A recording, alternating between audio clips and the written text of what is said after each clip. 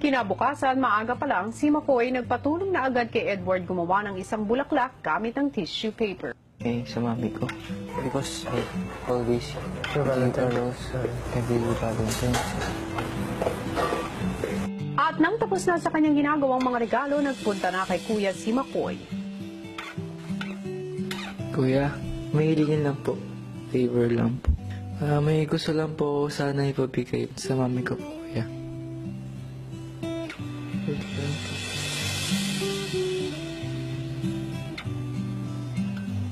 Ito po, kuya. Kasi po wala pong panulat eh. Mahalaga to sa akin kasi yung pabibigyan ko po, yung pinakamalagang babae po sa buhay ko po, kuya. Siyempre, tagal na rin po kami di nagkakasama po.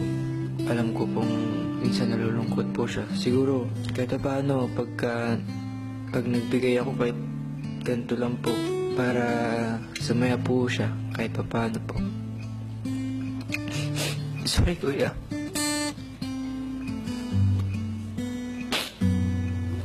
Bakit mo kayo?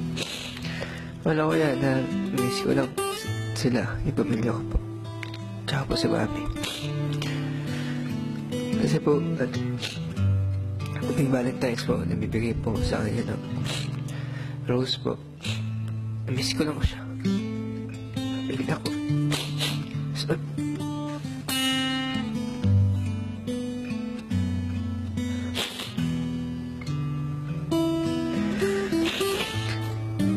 gusto ko lang po sabihin po sa kanya na Happy Valentine's.